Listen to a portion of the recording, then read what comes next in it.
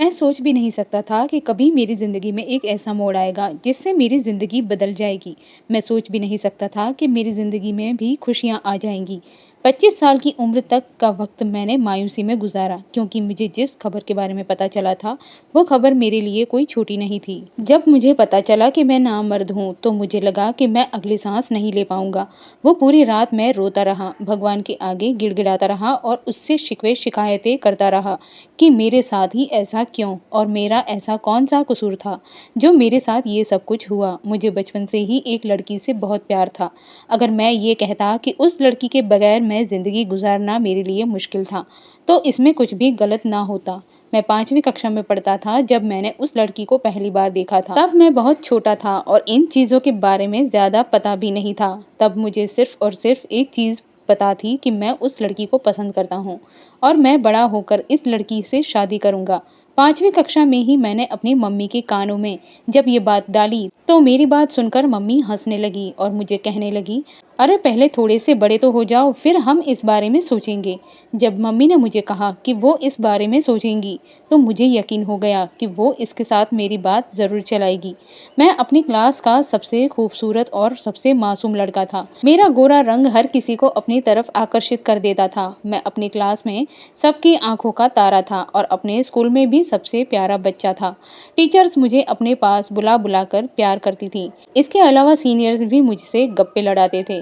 मुझे बचपन से ही बहुत प्यार मिला था और उस प्यार की वजह से मैं कुछ ज़्यादा ही सर चढ़ गया था। फिर जब मैं 10वीं कक्षा में पहुंचा तो मुझ पर ये राज खुला था। ये खबर मेरे लिए बहुत बड़ी थी। उस वक्त मेरे दिल में प्यार इस तरह से घर कर गया था, जिसको अब मेरे दिल से निकालना मुश्किल ही नहीं, नामुमकिन था। मैं उम्र में अच्छा खासा बड़ा था और उस वक्त तक मैं उस लड़की से भी बात कर चुका था, क्योंकि हमारे गांव में ये बात बहुत ही आम थी। अगर कोई किसी शख्स से मोहब्बत करता था तो उसके सामने जाकर अपने प्यार का इजहार कर देता था। इसमें कुछ भी गलत नहीं समझा जाता था, क्योंकि मैं एक बहुत ही अमीर खानदान से ताल्लुक़ रखता था और मेरे घर वाले अपने गांव के बहुत बड़े ज़मींदार थे। इसी वजह से ही तमाम लड़कियां ही मुझ पर मरती थीं और हर किसी की यही ख्वाहिश होती थी कि वो मुझसे शादी करे। वो मुझे अपने काबू में करने के लिए तरह-तरह के हथकंडे भी इस्तेमाल किया करती थीं, लेकिन मेरे दिल में सिर्फ़ और सिर्फ़ पूजा के लिए प्यार था। इसके अलावा किसी और को देखना मेरे लिए मुश्किल ही नहीं, नामुमकिन था। मैं हॉल में लेटा हुआ था कि मम्मी मेरे पास आई और मुझसे कहने लगी, "बेटा, तुमने अपनी शादी के बारे में कुछ सोचा है या नहीं?" मम्मी की बात सुनकर मेरी आंखों में आंसू आ गए। मैंने कुछ देर तक मम्मी के चेहरे की तरफ देखा और फिर फूट-फूट कर रोने लगा। मुझे इस तरह से रोता देखकर मम्मी बहुत परेशान हो गई। उन्होंने मुझे गले से लगाया और मुझे कहने लगी, "क्या हो गया है मेरे जिगर के टुकड़े को?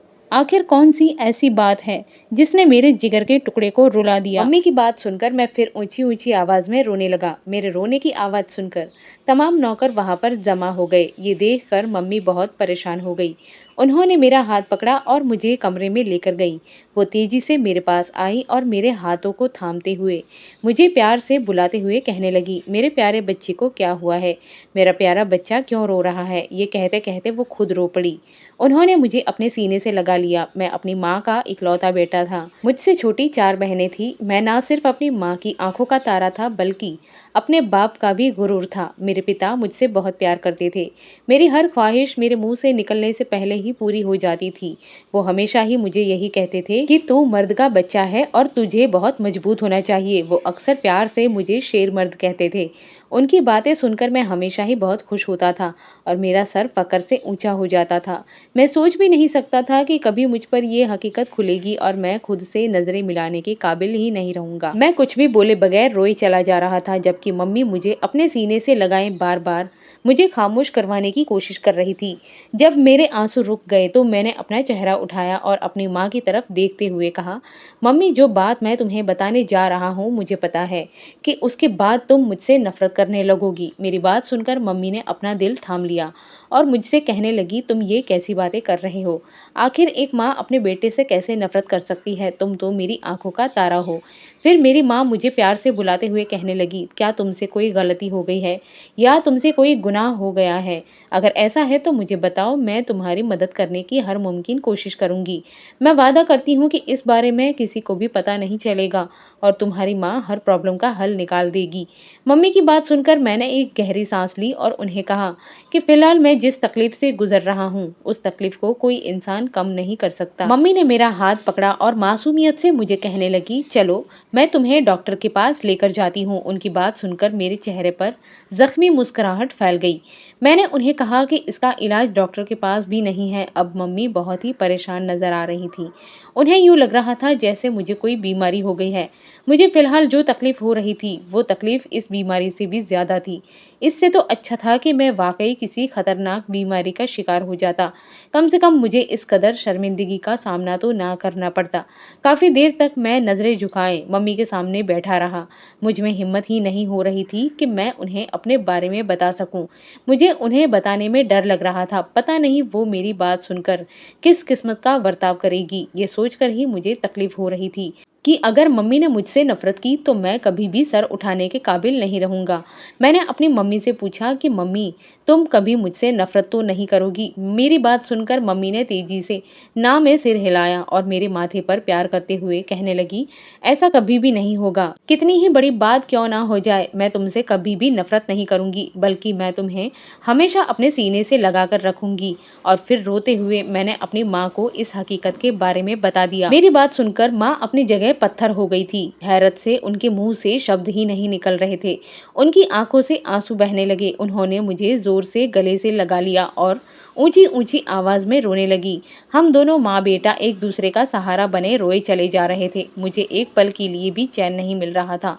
मम्मी की हालत देखकर भी यही लग रहा था कि मम्मी से भी ये बात सहन नहीं हो पा रही है। थोड़ी देर बाद उन्होंने तेजी से आंसू साफ किए और मुझे कहने लगी, तुम्हें परेशान होने की जरूरत नहीं है। इस बारे में किसी को भी पता नहीं चलेगा और मैं तुम्हारा इलाज भी करवाऊंगी। मम्मी की बात सुनकर मैं तेजी से ना में सिर हिलाया और माँ को कहा कि इसका इलाज नहीं है। मैंने इलाज करवाने की कोशिश की थी। जिस डॉक्टर के पास मैं गया था उस डॉक्टर ने मुझे साफ शब्दों में कहा है कि तुम कभी भी दोबारा एक नॉर्मल मर्द नहीं बन सकते। मेरी बात सुनकर मम्मी फूट फूट कर रोने लगी और मुझे कहने लगी, एक पहाड़ जैसी जिंदगी तुम्हारे सामने पड़ी है, तुम ये जिंदगी कैसे अकेले गुजारोगे? मम्मी ने मुझे कहा कि उस लड़की का क्या होगा जिससे तुम प्यार करते थे और जिसके बारे में तुम मुझे 5वीं कक्षा से ही बता रहे हो कि तुम बड़े होकर उससे शादी करोगे। मम्मी की बात सुनकर मैंने अपनी गर्दन झुका दी और उन्हें कहा कि मैं उस लड़की के साथ जाती नहीं कर सकता। मुझे पता है कि उसके माँ बाप मेरा पैसा देखकर उसकी मेरे साथ शादी करने के लिए तैयार हो जाएंगे और वो लड़की भी खुशी खुशी मेरे साथ रहने को तैयार हो जाएगी। लेकिन जिस दिन उसे मेरी हकीकत का पता चलेगा उस दिन वो बहुत बुरी तरह से टूट जाएगी। मैं अपनी खुशी के लिए एक लड़की की जिंदगी बर्बाद नहीं कर सकता। मम्मी ने मेरे हाथ पकड़े और मुझे कहा कि तुम किसी की भी जिंदगी बर्बाद नहीं कर रहे। मेरी मानो तो उस लड़की से शादी कर लो। कम से कम तुम्हारी ख्वाहिश तो पूरी हो ही जाएगी और फिर जब तुम्हारा दिल करेगा तुम उसे छोड़ देना। मम्मी की बात सुनकर मैंने हैरानी से उनके चेहरे की तरफ देखा। वो मेरी खुशी को पूरा करने के लिए बहुत ही कोशिश कर रही थी। मैं सोच भी नहीं सकता था कि मेरी माँ इस हद तक जा सकती है। बचपन से ही मैंने अपनी माँ को हमेशा दूसरों की फिक्र करते हुए देखा था।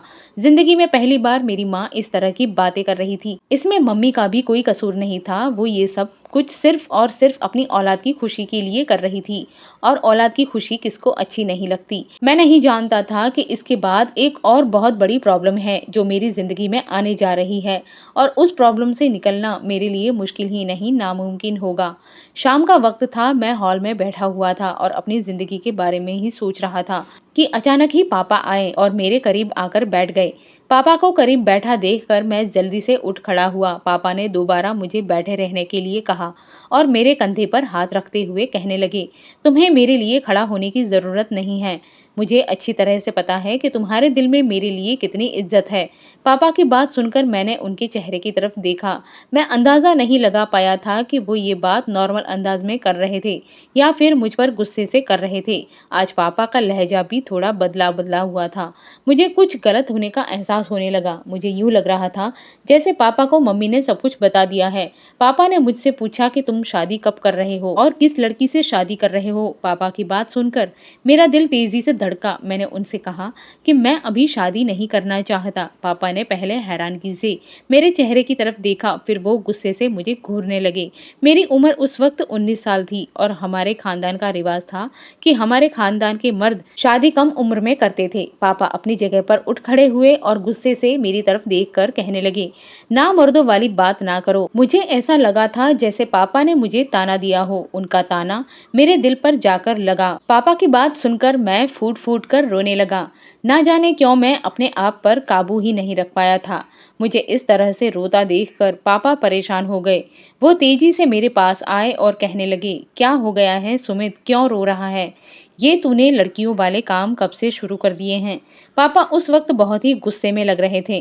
गुस्से और परेशानी से उनका बहुत ही बुरा हाल था। उनकी आवाज कांप रही थी। मैं नहीं जानता था कि मेरा दिल कब से इतना कमजोर बन गया था।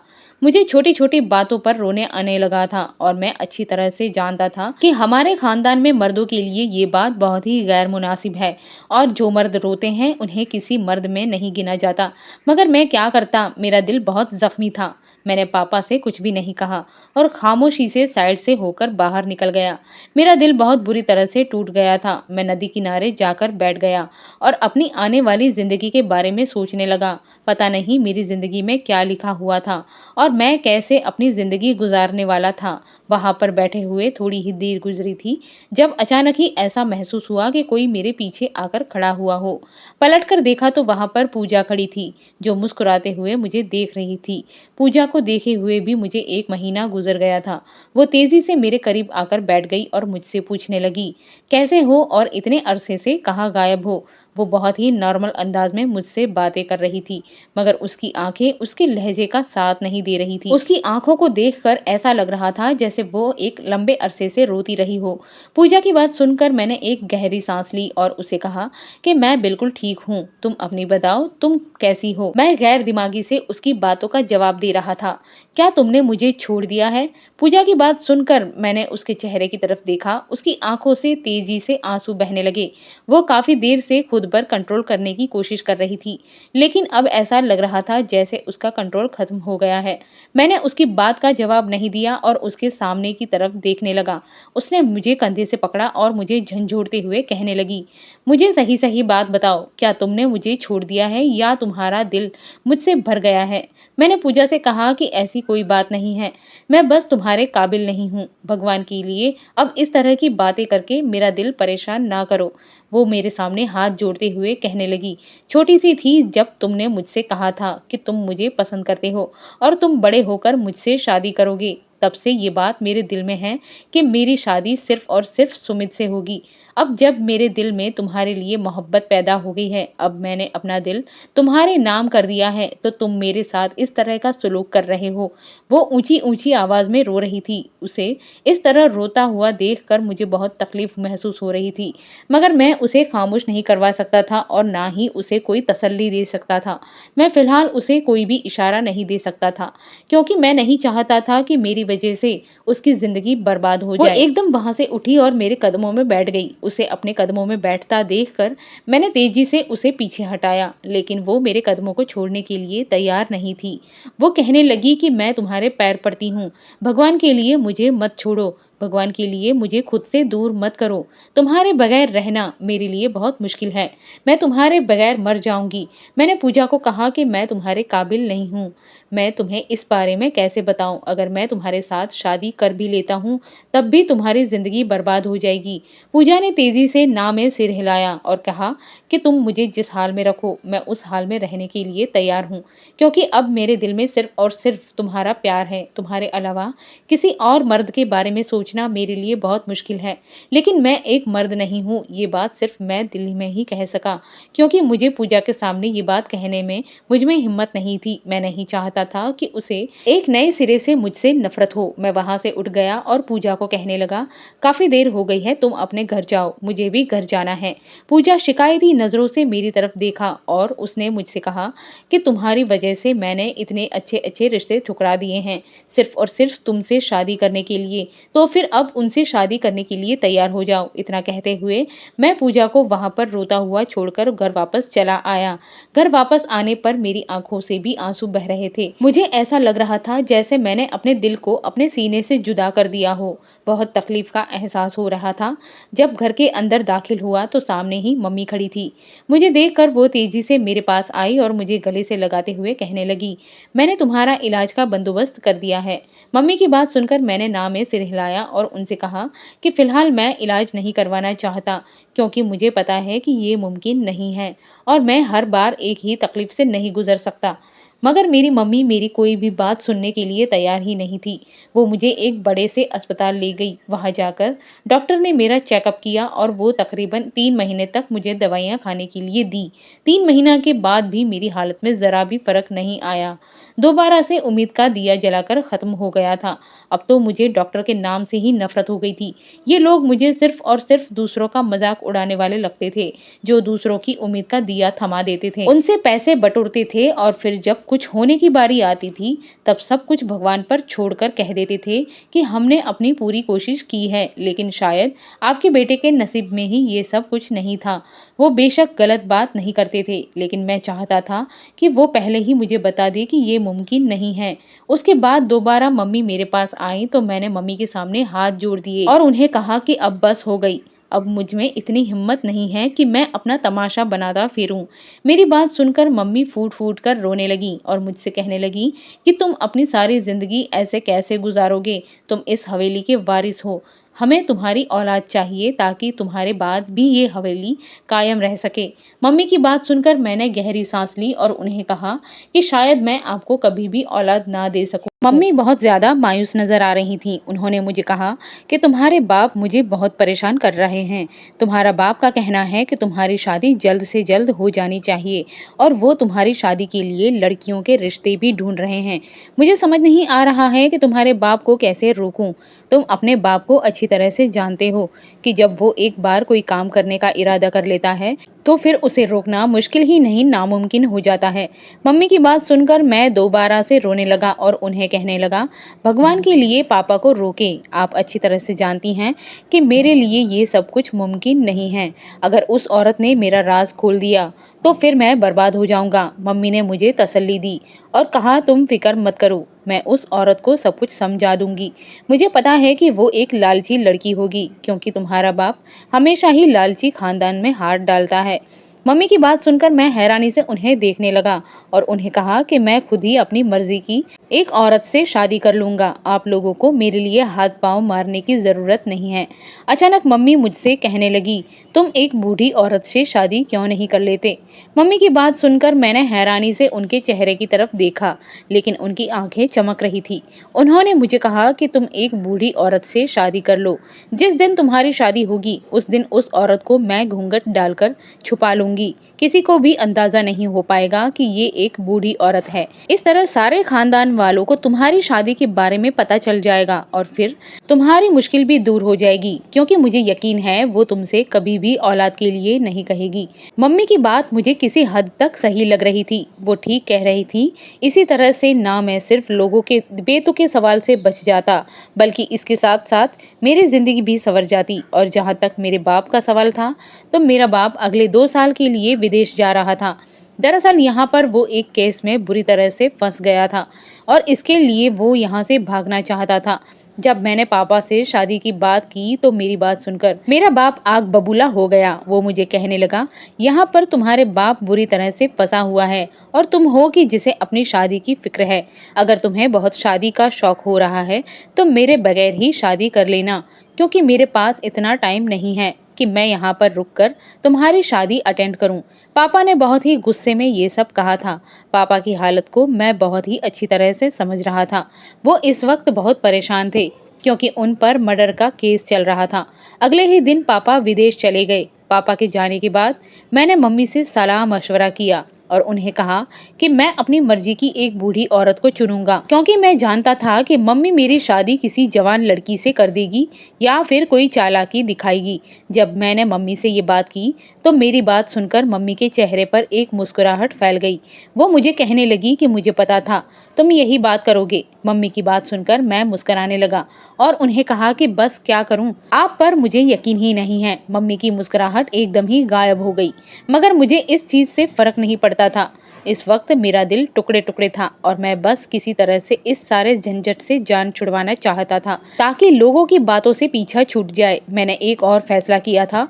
मैंने सोच रखा था कि जब शादी हो जाएगी तो उस बूढ़ी औरत को यहाँ से लेकर दूसरी हवेली चला जाऊंगा, क्योंकि मैं जानता था कि जब तक ये औरत इस हवेली में रहेगी तब तक लोग उसे देखने की कोशिश करते रहेंगे। हर किसी को ये जानने की इच्छा होगी कि आखिर ऐसी कौन सी लड़की है जिसको सुमित ने चुना है। और मुझे पूजा की भी टेंशन थी कि अगर पूजा को इस बारे में पता चल गया तो वो जरूर मेरी दुल्हन को देखने के लिए आएगी और मैं पूजा को अपनी दुल्हन से मिलवाकर उसके सामने शर्मिंदा नहीं होना चाहता था। एक हफ्ते के बाद मम्मी ने हवेली में चंद बूढ़ी औरतों को बुलवाया था। वो तमाम औरतें ही बड़ी मुश्किल से चल रही थीं। उन सब की हालत बहुत ही खराब थी। मुझे ऐसा लग रहा था जैसे मैं जिंदगी जीने के लिए एक दादी को अडॉप्ट कर रहा हूँ। मैंने एक गहरी सांस ली, क्योंकि मेरे पास इसके अलावा कोई और चारा भी नहीं था। उनमें से एक औरत जो थोड़ी बेहतर नजर आ रही थी, मुझे वो औरत थोड़ी सी ठीक लगी। मैंने मम्मी को कहा कि मैं इस औरत से शादी करने के लिए तैयार हूँ। मेरी बात सुनकर मम्मी के चेहरे के हाव भाव एकदम ही खराब हो गए। ऐसा लग रहा था जैसे उन्हें वो औरत पसंद ना आई हो। मैंने मम्मी को कहा कि वैसे भी कौन सा ये शादी में अपनी नस्ल बढ़ाने के लिए कर रहा हूँ या फिर दुनिया को अपनी पत्नी से मिलवाने के लिए कर रहा हूँ। ये शादी तो मैं सिर्फ और सिर्फ लोगों के मुंह बंद करवाने के लिए कर रहा हूँ। मेरी बात सुनकर मम्मी ने भी कुछ नहीं कहा और फिर थोड़ी देर बाद कहने लगी, अगर मैं इस औरत से तुम्हारी शादी करवा दूं तो फिर तुम्हें मुझसे दोबारा एक वादा करना पड़ेगा। मैं अच्छी तरह से जानता था कि ये वादा क्या है। दरअसल मम्मी दोबारा से मेरा इलाज करवाने की कोशिश करना चाहती थी। मुझे पता था कि मम्मी उस वक्त तक मेरी जान नहीं छोड़ेंगी जब तक वो इस कोशिश में कामयाब नहीं हो जाती। मैं ये भी अच्छी तरह से जानता था कि ये कोशिश कभी भी कामयाब नहीं होगी, क्योंकि मैं अपनी बीमारी से बहुत अच्छी तरह से वाकिफ था और जो बातें डॉक्टर ने मुझे बताई थी वो सुनने के बाद मैं बहुत ज्यादा डरा हुआ था। मैं नहीं चाहता था कि किसी औरत के साथ किसी भी किस्म की कोई ज्यादती हो। थोड़ी ही अरसे बाद मैंने उस औरत से शादी कर ली। तमाम खानदान वाले बहुत ही हैरान थे और हर कोई ये ख्वाहिश कर रहा था कि हमें सुमित की पत्नी को देखना है, मगर मेरी माँ बहुत ही खूबसूरती से सबको इनकार कर रही थी। अपनी माँ की चालाकियां देखकर मैं खुद हैरान हो रहा था। मैं सोच भी नहीं सकता था कि मेरी माँ को ये सारी चीजें संभालना आता है। मैं शुरू से ही अपनी माँ को बहुत मासूम समझता था और मैं ये सोचता था कि मेरी माँ इस तरह के कामों से बिल्कुल अनजान है। लेकिन आज जब शादी के दिन मम्मी को बाकी औरतों से बातें करते हुए सुना, तब मुझे पता चला कि मेरी माँ भी अच्छी खासी होशियार औरत है। मैं स्टेज पर बैठा हुआ था कि अचानक मेरी माँ मेरे पास आई और मेरे कानों में सरगोशी करते हुए कहने लगी, एक नजर पूजा को तो देखो, वो बहुत ही प्यारी लग रही है। मम्मी की बात सुनकर मेरा दिल तेजी से धड़क रहा था। मम्मी मुझे पूजा की तरफ देखने के लिए कह रही थी। मैं जानता था कि अगर मैंने पूजा की तरफ देखा तो मैं पत्थर का हो जाऊंगा। मैंने अपने दिल को मजबूत कर लिया और दोबारा मुड़कर उस तरफ नहीं देखा। थोड़ी ही देर बाद मम्मी दोबारा से मेरे पास आई और हंसते हुए कहने लगी, आखिर इतनी भी क्या अकड़। आज मम्मी ज्यादा ही मुझ पर दबाव डाल रही थी। मैंने शिकायती नजरों से उनके चेहरे की तरफ देखा, लेकिन उनके चेहरे के हाव भाव बदले हुए थे। वहां पर इस वक्त सिर्फ और सिर्फ गुस्सा था। मैं नहीं जानता था कि मम्मी को एकदम से क्या हो गया है, जबकि ये शादी भी मम्मी अपनी मर्जी से करवा रही थी और ये सारा फैसला भी मम्मी का ही था। इसके बावजूद भी मम्मी मुझे खुश नजर नहीं आ रही थी। अचानक ही एक छोटी लड़की भागती हुई स्टेज पर आई। इससे पहले कि वो मेरी दुल्हन का घूंघट उठाती, मैंने उसका हाथ पकड़ लिया और फिर उसे पीछे की तरफ धक्का दे दिया। वो दूर जा गिरी। ये सब देखकर बाकी तमाम मेहमान हैरान रह गए। मैं खुद अपने किए पर बहुत हैरान था। मैं नहीं जानता था कि एकदम ही मुझे क्या हो गया है। शायद मैं डर रहा था कि अगर उस औरत की पोल खुल गई तो फिर उसके साथ मेरी भी पोल खुल जाएगी। वो लड़की फूट फूट कर रोने लगी। उसकी माँ मेरे पास आई और गुस्से से मेरी तरफ देखते हुए कहने लगी, तुम्हारी बीवी इतनी प्यारी नहीं है कि उसको छुपाने के लिए तुम छोटे बच्चों पर जुल्म करते फिरो।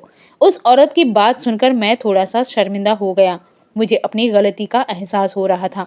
मैंने उससे माफी मांगी, मगर वो मेरी कोई भी बात सुनने के लिए तैयार नहीं थी। जाते जाते उसने मुझे जो बद्दुआ दी, वो सुनकर मुझे लगा कि मेरे पैरों के नीचे से जमीन निकल गई है। उसने मुझे बद्दुआ दी कि तुम्हारे कभी भी औलाद नहीं हो पाएगी।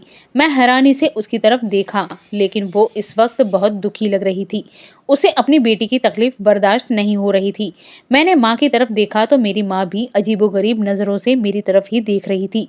अपनी माँ की बदलती हुई हालत और उनके बदलती हुई नजरों को देखकर मैं बहुत ही ज्यादा हैरान हो रहा था। मैं नहीं जानता था कि मेरी माँ इस तरह का बर्ताव क्यों कर रही है।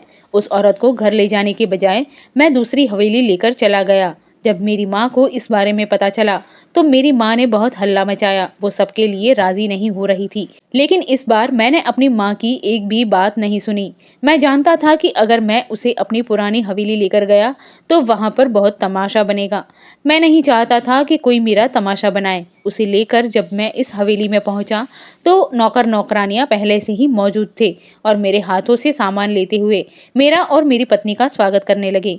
लेकिन जब उन्होंने मेरी पत्नी का चेहरा देखा तो सब लोग मायूस हो गए और कभी हैरानगी से मेरी तरफ देखते तो कभी उस औरत की तरफ देखते। मैंने उन्हें कहा कि तुम लोगों को हैरान होने की जरूरत नहीं है, ये मेरी बीवी ही है और मैं इसका पति हूँ। चलो अब जल्दी से इन्हें कमरे में लेकर जाओ। उसे कमरे में लेकर गए, जबकि मैं वहीं हॉल में बैठ गया और सोचने लगा कि आखिर इस औरत से क्या बात की जाए। काफी देर सोचने के बाद मैं अपने कमरे में वापस आया और फिर उस औरत को बोला कि तुम जब तक चाहे यहाँ पर रह सकती हो, बल्कि अगर तुम चाहो तो तुम सारी जिंदगी यहाँ पर रह सकती हो। तुम्हें किसी भी किस्म का कोई तकलीफ नहीं होगी और ना ही तुम्हें कभी किसी चीज की कमी महसूस होगी। मेरी बात सुनकर उसने तेजी से हाँ में सिर हिला दिया। मेरी उससे कोई भी बात नहीं हुई। दिन तेजी से गुजरते चले जा रहे थे। एक चीज जो मैं बहुत दिनों से नोट कर रहा था, वो चीज ये थी कि वो औरत अब अच्छी खासी जवान होती चली जा रही थी। वो बहुत ही फुर्तीली थी। घर के सारे काम नौकरों की मदद के बगैर ही कर लेती थी और फिर उसके अलावा उसकी आवाज सुनकर भी मुझे यूं लगता था जैसे उसकी आवाज में फर्क पड़ रहा है। उसके चेहरे से झुर्रियां भी खत्म हो रही थी और फिर उसका जिस्म भी दोबारा से सीधा होना शुरू हो गया था। मुझे लग रहा था कि ये कोई चमत्कार हो गया है। नौकरानियां भी ये सब कुछ देखकर बहुत हैरान थे और अक्सर तो एक नौकर जो बहुत ही डरपोक था, जब वो बहुत ज्यादा परेशान हो जाता था तो मुझसे इस बारे में भी बात कर देता था। उसकी बात सुनकर मैं एक गहरी सांस लेता और उसे डांट कर भगा देता, क्योंकि वो जिस तरह के सवाल मुझसे पूछता मेरे पास उनके जवाब नहीं होते थे और मैं खुद ही बहुत ज्यादा हैरान और परेशान था। कई बार तो रात के वक्त मुझे नींद भी नहीं आती थी। वो औरत हद से ज्यादा ईमानदार थी। वो हर वक्त भगवान से प्रार्थना किया करती थी। मैं नहीं जानता था कि वो किस तरह की प्रार्थना करती थी। वो औरत अपने हाथों से मेरे लिए खाना बनाती थी और फिर जो चीज मेरे लिए लाती वो अपने हाथों से ही बनाकर लाती थी। वो मुझे कहती थी कि तुम्हारे काम करते हुए मुझे खुशी होती है। मैंने भी उसे कभी भी मना नहीं किया था। पहले मैं उसकी उम्र का लिहाज करके उसे आराम करने के लिए कहता था, लेकिन जब मैंने देखा कि वो औरत मुझसे भी ज्यादा फुर्तीली है तो मैंने उसे वो सब कुछ कहना भी छोड़ दिया। मैंने उसे उसके हाल पर ही रहने दिया। एक दिन मैं लेट घर के अंदर दाखिल हुआ। मैंने देखा कि वो भगवान के आगे गिड़गिड़ा रही थी और फूट फूट कर रो रही थी। उसकी आंखों से तेजी से आंसू बह रहे थे। वो इस वक्त एक बहुत ही मासूम लड़की लग रही थी। उसे देखकर मैं तेजी से उसके पास आया और थोड़े ही फासले पर बैठ गया। मैं सुनना चाहता था कि वो आखिर क्या प्रार्थना कर रही है, क्योंकि वो बहुत ही ऊंची ऊंची आवाज में बोल रही थी। थोड़ी ही देर के बाद उसकी बात सुनकर मुझे यकीन नहीं आया कि वो मेरे लिए औलाद मांग रही थी। उसकी प्रार्थना सुनकर मेरे चेहरे पर जख्मी सी मुस्कुराहट फैल गई। मुझे पता था कि ऐसा मुमकिन नहीं हो सकता। मैंने उसे पुकारा और उसे कहा कि तुम्हें मेरे लिए इस तरह की प्रार्थना करने की जरूरत नहीं है। मैं जानता हूँ कि ये मुमकिन नहीं है। मेरी बात सुनकर उसने ना में सिर हिलाया और मुझसे कहने लगी कि सब कुछ मुमकिन है। तुम्हें अभी किसी चीज के बारे में भी पता नहीं है। तुमने कोशिश करना करना छोड़ दिया है और जो लोग कोशिश करना छोड़ते हैं वो कभी भी कामयाब नहीं होते। उस औरत की बात सुनकर मैं चिढ़ गया। मैंने उसे कहा कि ऐसी बात नहीं है, मैंने बहुत सी कोशिशें की हैं, लेकिन मैं अभी तक अपनी एक कोशिश में भी कामयाब नहीं हो पाया।